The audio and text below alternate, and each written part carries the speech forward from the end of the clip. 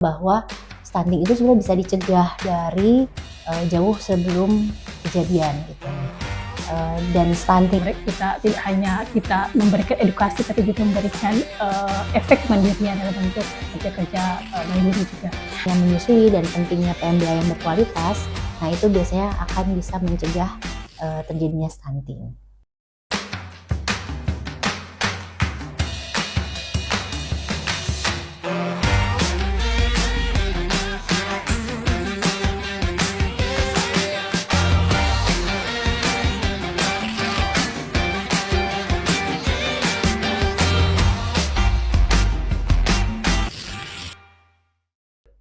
Assalamualaikum warahmatullahi wabarakatuh.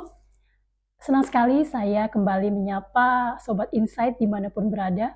Dalam bincang podcast kali ini, seperti biasa kita akan bahas banyak persoalan, dari mulai pendidikan, kesehatan, hingga masalah-masalah sosial yang ada di Kalimantan Barat. Nah, fokus kita kali ini kita akan membahas masalah seputar stunting yang masih mendominasi isu-isu publik di beberapa tahun belakangan ini, termasuk di Kalbar. Nah, kita akan bahas sebelumnya kita sempat membahas dengan berbagai narasumber, baik itu pemerintah maupun para ahlinya. Dan kali ini saya kedatangan kakak saya, kakak ketemu gede. Beliau adalah Wakil Ketua AIMI Kalbar, Dr. Gigi Triska Anissa. Kakak, ya, saya mengaku kakak, nggak apa-apa ya kak? Iya. Oke, beliau adalah Dokter Gigi dari background-nya kita ketahui bahwa beliau adalah dokter gigi yang praktek di rumah sakit daerah di salah satu rumah sakit daerah di Kota Pontianak, betul? Betul. Oke. Saya panggil kakak biar lebih akrabnya. Biar akrab. Siap. Kak, kita tahu bahwa masalah stunting ini jadi isu lah beberapa tahun belakangan ini kayak gitu. Nah, muncullah berbagai partisipan kayak itu, tidak hanya pemerintah tapi banyak dari lembaga sosial maupun civil society. Ya, nah, betul. Muncullah nama AIMI. Iya. Dari cabang pusat sampailah perwakilannya di daerah termasuk di Kalimantan Barat. Namun kan nggak semua nih masyarakat kenal apa sih itu AIMI, apa kayak gitu. Nah, mungkin bisa dijelaskan Kak, apa sih itu AIMI Kalbar, terus apa sih hubungannya dengan stunting kayak gitu? Oke, baik. Jadi Asosiasi Ibu Menyusui atau disingkat AIMI itu sebenarnya pertamanya ada di Jakarta. Saya lupa kami cabang keberapa, tapi kami dibentuk di tahun 2012. Jadi di dalamnya memang kita itu adalah komunitas supporting mothers ya. Sebenarnya awalnya adalah kelompok pendukung ibu menyusui. Jadi di dalamnya ada mother support mother gitu supaya berhasil menyusui gitu. Nah, tapi concern peminatan kami atau tujuannya adalah sebenarnya untuk membantu edukasi menyusui dan pemberian makan bayi dan anak yang tepat, yang sesuai dengan standar WHO dan Kemenkes gitu. Tujuannya untuk apa ya? Sebenarnya kita juga berpartisipasi dalam hal penanganan stunting tadi seperti itu. Jadi kita mengambil peran di edukasi, menyusui dan pemberian makan bayi dan anak atau PMBA seperti itu. Nah, AIMI sendiri dibentuk, AIMI daerah ya, Kalimantan Barat, kami dibentuk di tahun 2012.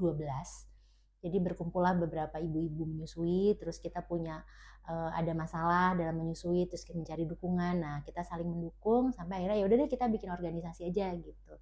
Diawali dari sebuah komunitas Kalbar Peduli ASI. Nah, di situ kita ada tahapan-tahapan sesuai organisasi, sesuai arahan pusat, akhirnya terbentuklah AIMI Kalbar itu. Jadi sekarang sudah di tahun keberapa ya? Kalau 2012. 12 tahun. Selamat. Ya. Sudah. Lumayan lama. Nah, kita sudah punya cabang. AIMI cabangnya itu punya adik lah ya istilahnya, itu ada di AIMI Sanggau. Nah, tahun lupa ya. Tahun kemarin apa 2023. Agar cakupannya mungkin lebih luas. Betul. Ya. Jadi kita supaya ada jejaring-jejaring gitu. Akhirnya kita bikin lah AIMI cabangnya di Sanggau. Ya harapannya sih nantinya dari Kuburaya, menyusul lalu daerah di lain kota-kota juga ya. Kabupaten kota lainnya gitu. Makanya kegiatan utama kami sebenarnya ada beberapa divisi di dalam organisasi, ada advokasi, ada edukasi, ada konseling, ada dana usaha, lalu ada riset ya. Nah, divisi-divisi itu yang menjalankan kegiatan-kegiatan organisasi, tujuannya biar edukasinya tersampaikan, advokasinya sesama instansi yang bisa jadi rekanan, lalu percabangan juga ada, lalu ada kita juga melayani konseling menyusui, lalu untuk kegiatan organisasi dan pencarian dana kita ada divisi dana usaha. Dana usaha itu biasanya kita juga menjual barang-barang yang berkaitan dengan kebutuhan ibu, misalnya untuk menyusui gitu. Seperti itu sih. Lalu ada riset juga. Riset itu tentunya supaya jurnal-jurnal atau ilmu-ilmu tentang menyusui dan PMBA selalu terupdate. Jadi kita ada divisi riset juga. Apakah itu misalnya kita penelitian sendiri atau bekerja sama dengan orang lain atau kita bedah jurnal seperti itu. Jadi ada banyak divisinya.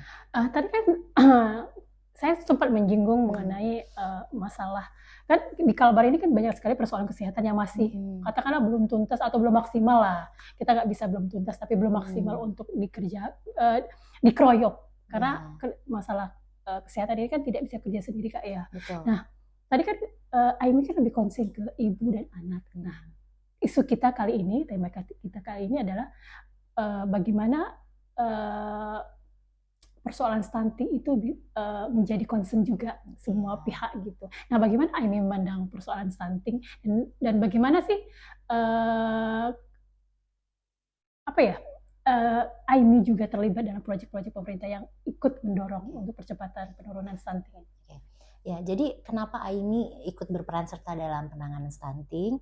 Ya, karena kami melihat sekali bahwa masalah gizi itu nantinya akan berdampak pada kualitas sumber daya manusia ya, kualitas anaknya nantinya gitu. Jadi betapa bahwa stunting itu sebenarnya bisa dicegah dari jauh sebelum kejadian gitu. Nah, dan stunting itu dampaknya sangat berat sekali jangka panjangnya sehingga benar-benar harus dicegah. Nah, untuk itulah kenapa Aimi ikut berperan serta dalam penanganan stunting itu tentunya karena background kami yang peminatan tentang edukasi menyusui dan PMBA ini sangat berperan untuk pencegahan stunting. Jadi kalau edukasi kami berhasil, seorang ibu itu bisa menyusui sampai dan pemberian makannya tepat, itu anaknya bisa dicegah tuh. Nah, jadi keluarga bisa terhindar dari masalah-masalah dampak dari stunting. Emang apa aja sih dampak stunting itu? Dampak stunting itu kan sebenarnya jangka panjang ya. Jadi bukan hanya anaknya yang pendek, tapi nanti anaknya susah menerima pembelajaran ya karena perkembangan otaknya yang terhambat ya. Belum lagi nantinya dia punya resiko penyakit kronis di kemudian harinya gitu kan. Dan kalau sudah tidak sehat, dampaknya lagi berarti ke pendidikan, lalu dari pendidikannya terdampak seorang anak, tentunya nanti berikutnya adalah dampak ekonomi. Jadi kayak gitu terus kan biasanya circle-nya ya gitu. Jadi nah, Aimi berperan serta di edukasi ibu supaya kegiatan menyusui dan pemberian makannya itu terpenuhi. Itu tuh hanya salah satu faktor saja ya, karena biasanya anak stunting itu sebenarnya penyebabnya bukan cuma dari makannya yang kurang, tapi bisa jadi dia punya kondisi kesehatan bayinya yang dari awalnya sudah tidak ada gangguan lah gitu ya. Lalu bisa juga dari ekonomi keluarga, bisa juga dari pendidikan orang tua, bisa jadi juga dari pola asuh yang salah gitu. Jadi faktornya kan banyak. Nah, sebenarnya kami mencoba di peran perubahan perilakunya gitu. Nah, mindset ibunya iya. Nah, cuman dalam berjalannya kegiatan-kegiatan kami, biasanya kami kan bekerja sama nih dengan instansi, baik itu dengan pemerintah atau lembaga LSM ya atau BUMN gitu. Nah, nanti apa sih bisa sinerginya? Nah, biasanya Aimi akan membawa ilmu laktasi atau menyusui tadi dan PMBA-nya. Dan dari perubahan perilaku menyusui dan pemberian makan, kalau sudah diintervensi sejak awal, misalnya sejak awal itu kapan sih? Sejak awal itu sebenarnya dari 1000 HPK ya, 1000 hari pertama kehidupan ya. Dari mulai ibu hamilnya sudah diintervensi, diberikan edukasi bahwa pentingnya menyusui dan pentingnya PMBA yang berkualitas. Nah, itu biasanya akan bisa mencegah terjadinya stunting. Gitu. Oke. Kalau kita bicara stunting dan kita bicara tentang behavior atau perilaku masyarakat mengenai risiko yang bisa diakibatkan oleh stunting ini, bisa dilihat bahwa kita bicara generasi kayak kita apalagi pemerintah menggadang-gadang generasi emas kayak gitu. Tentu kualitas emasnya dimaksud dalam kutipan ini anak-anak yang punya kesehatan fisik dan mental yang baik. Nah, tadi kan Aimi kan mungkin lebih fokus ke ibu dan anak. Maksudnya mereka yang sudah punya anak atau ibu. Nah, bagaimana Aimi memandang perlunya tadi kan disinggung bahwa ini nih persoalannya sejak dini seperti itu. Nah, bagaimana Aimi juga mengawal, mengedukasi ketika calon-calon ibu yang the next akan jadi seorang ibu. Betul. Jadi emang saking jangka panjangnya perubahan perilaku itu kan kita intervensi sekarang baru kerasa nanti perubahannya beberapa tahun kemudian, itu pun kalau dia terus didampingi. Nah, betul juga. Jadi untuk pencegahan bahkan harusnya lebih dini, dari remaja putri itu juga harus diedukasi. Jadi kalau misalnya kita masuk ke edukasi tentang program apa ya biasanya namanya itu kalau di remaja tuh reproduksi remaja ya, reproduksi kesehatan remaja. reproduksi betul, remaja. Itu sebenarnya salah satunya juga adalah penyiapan mereka nantinya buat jadi orang tua, harus jadi orang tua yang bertanggung jawab kan, termasuklah mereka harus paham juga sebenarnya makanan yang baik itu seperti apa gitu, karena banyaknya itu nggak pada paham. Jadi akhirnya pada saat jadi orang tua baru nih cari tahu, oh nutrisi ini kayak gini ya, nyiapin makan untuk anak tuh seperti ini ya gitu. Jadi memang pada saat turun untuk program kesehatan reproduksi remaja itu sebenarnya harusnya dikasih juga program mengenai gizi keluarga, supaya mereka jadi dari remaja mereka udah tahu, oh gizi ini tuh harusnya kayak gini gitu ya.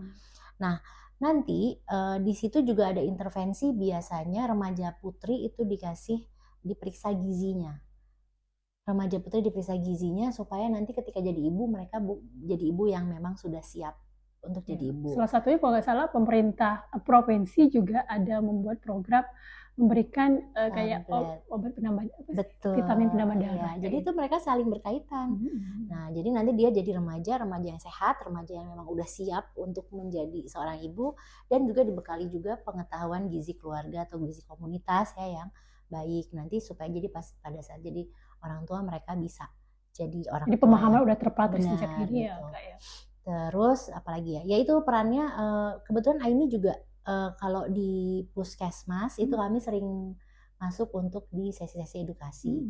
Terus di sharing juga, mungkin ya. Ada ini nggak ketika Aimi menggelar sharing atau edukasi beberapa kelompok masyarakat atau para ibu-ibu ini kan, atau calon ibu atau remaja kayak itu, ada nggak menemukan case yang menarik gitu mengenai pola asuh yang pada akhirnya anaknya itu stunting gitu. Iya.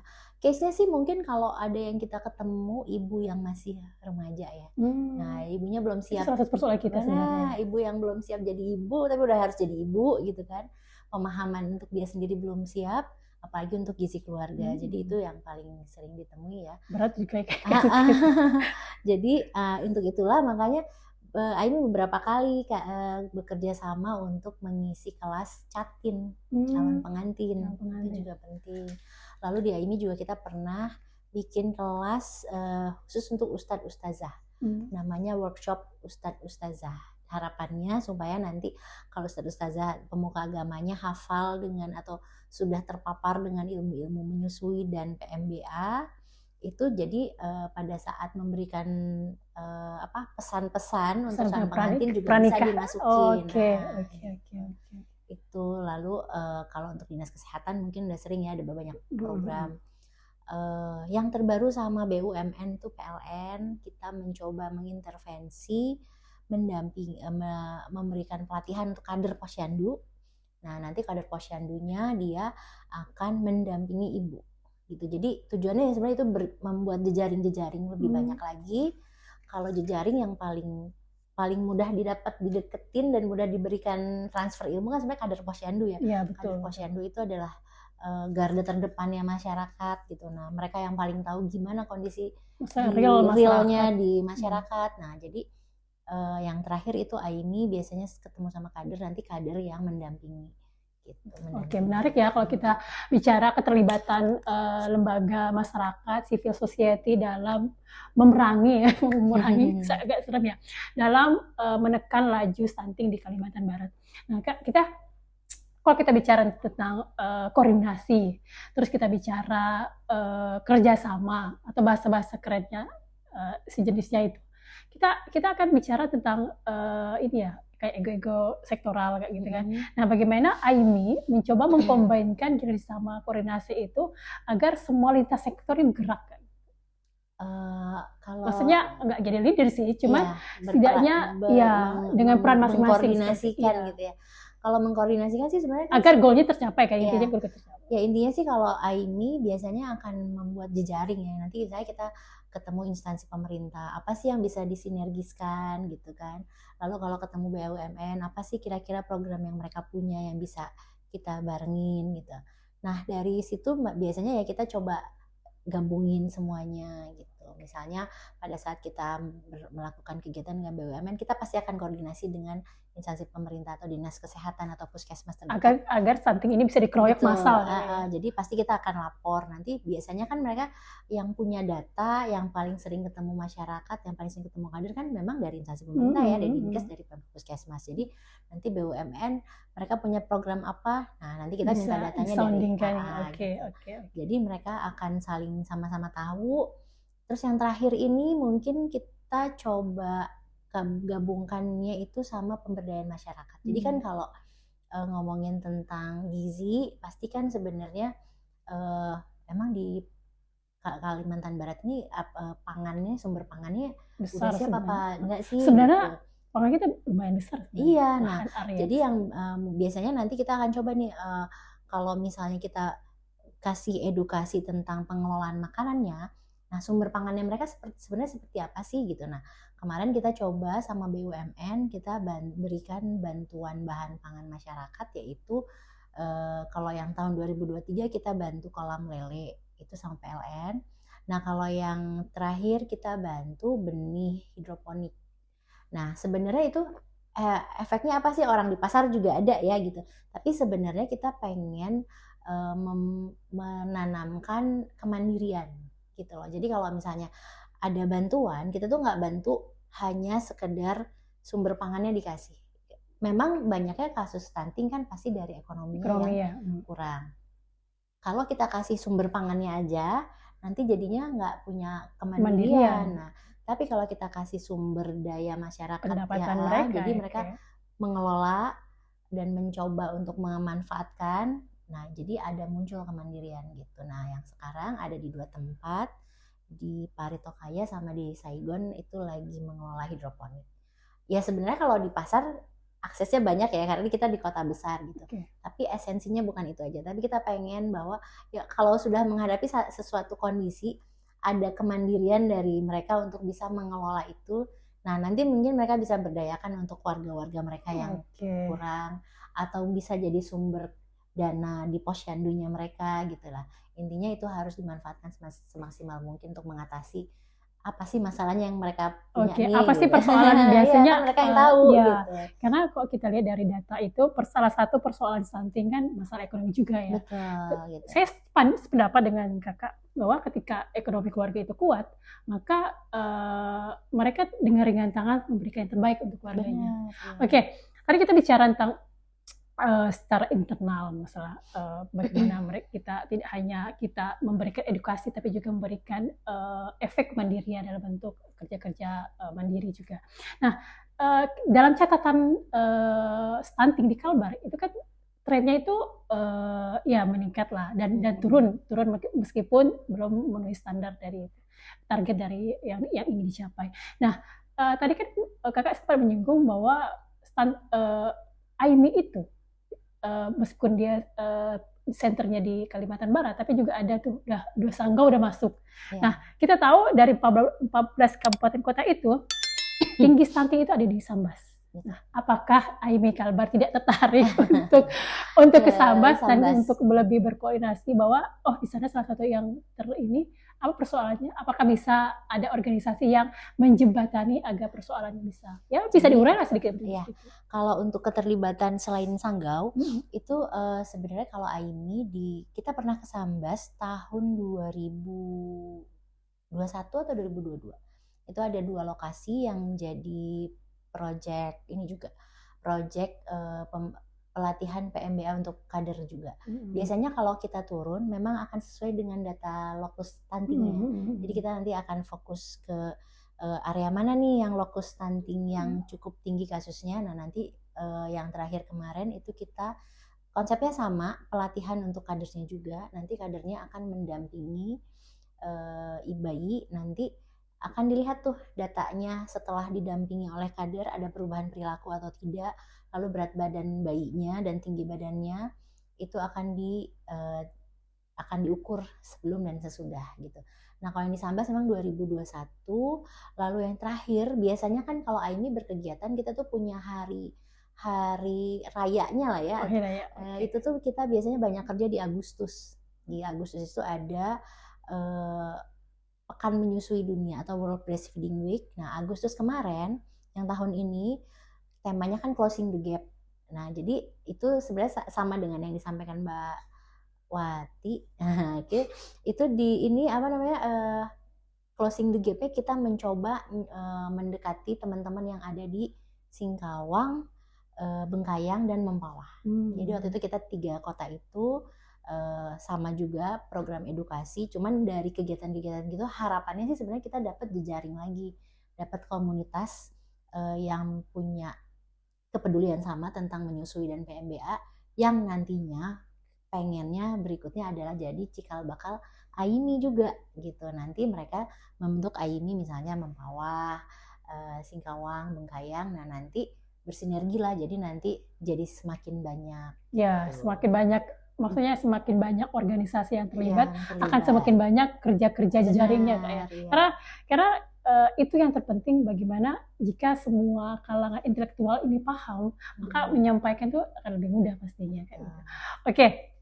Ini yang menarik, saya suka ketika bicara dengan orang mereka yang expert di bidangnya dan kalau kita bicara tentang ibu, tentang anak itu kan pasti ada beda ya kalau perempuan bicara tentang perempuan dan anak itu gapnya beda kayak gitu. Nah, apa sih sebenarnya goals dari Aimi terkait stunting ini?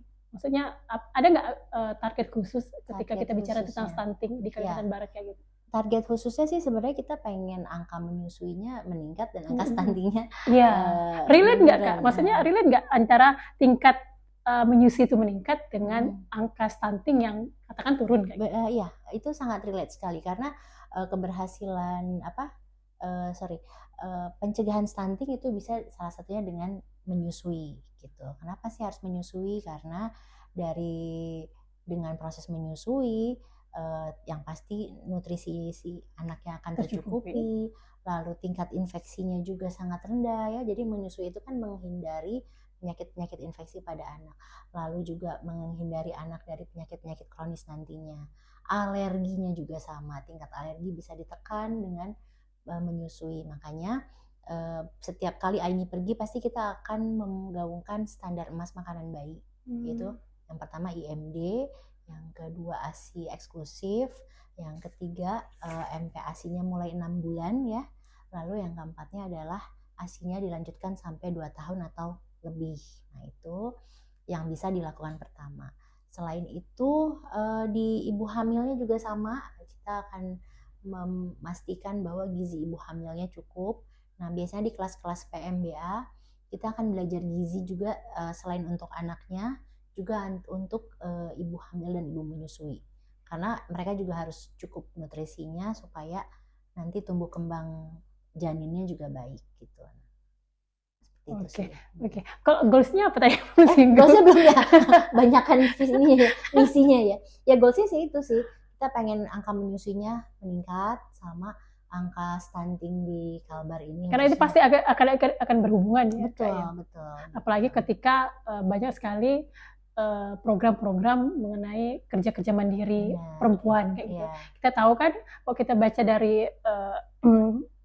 data itu bahwa kebanyakan kan yang jadi korban kan biasanya perempuan kayak gitu Iya. kan, karena dia melahirkan, Benar. dia juga dia harus menanggung beban keluarga kayak gitu. Nah, seberapa yakin Aimi terkait program-programnya untuk setidaknya bisa mendorong untuk masalah Seberapa stunting? yakin ya? Optimis Kalau dong. saat ini sih sebenarnya alhamdulillahnya kerjasama ya tuh dukungannya sih sudah banyak ya lintas sektornya ya. Cuman malahan yang pengen kita tingkatkan itu sebenarnya adalah dukungan itu tuh sebenarnya bukan hanya secara aturannya aja, tapi prakteknya juga ada gitu. Kayak misalnya gini, kita tuh tahu bahwa ruang menyusui itu harus ada di semua tempat. Tapi saat ini kan kayaknya belum ada. Ini regulasinya udah ada. Dukungan untuk menyusui itu dari peraturan pemerintahnya udah ada, undang-undangnya juga udah ada, tapi prakteknya tuh masih belum gitu lah. Jadi kenapa prakteknya masih belum? Karena yang pakainya masyarakatnya masih belum menyadari itu gitu ya. Kayak misalnya ibu masih harus berjuang sendirian menyusui memberi makan. Padahal sebenarnya yang jadi tanggung jawab, yang harus bertanggung jawab kan seluruh keluarga gitu kan. Terus kalau ibunya bekerja, dia masih harus berkorban sendiri gitu. Nah, padahal sebenarnya regulasinya udah ada bahwa kantor-kantor juga harus mendukung seorang ibu menyusui ya, kayak gitu. Terus tempat-tempat publik juga masih harus banyak PR untuk menyediakan ruang-ruang itu mungkin menyusui. jadi tantangan dari Ya, Aimi. benar. Jadi kami sudah punya undang-undangnya nih gitu kan, peraturan wali kotanya juga sudah ada turunan-turunannya, tapi belum ditegakkan. Nah, karena yang masyarakatnya juga belum merasa perlu, mungkin karena akhirnya mereka nggak tahu bahwa itu sebenarnya haknya mereka. Lalu juga kayak misalnya ada aturan kan siapa yang mau mengawasi ya gitu. Jadi akhirnya kita mencoba edukasi supaya ya masyarakatnya juga merasa perlu bahwa menyusui dan memberi makan yang baik itu harus perlu gitu kan. Nah, tadi mengenai makanan, saya sangat sependapat tadi. Nah, tadi juga kemarin kita juga sempat berbincang-bincang dengan beberapa instansi pemerintah terkait masalah stunting ini. Dan mereka juga ada program kayak menggerakkan pangan lokal. Betul. Nah, di mata Aimi nih, di mata Aimi seberapa efektif sih untuk mengubah mindset masyarakat bahwa lokal itu juga punya champion untuk apa ya, makanan sehat, untuk ya. Tak perlu mahal. Ya. Itu gimana pendapat? Itu bagus banget, bagus sekali. Jadi kita itu sebenarnya supaya jangan dijajah sama makanan-makanan luar ya. Makanan bermicin. Makanan-makanan kan banyak banget ya, imporan semua ya, daging impor, buah impor gitu. Padahal pangan kayak semua deh Kak. Padahal pangan lokal itu sangat bervariasi ya di situ. Dan pastinya lebih murah. Benar.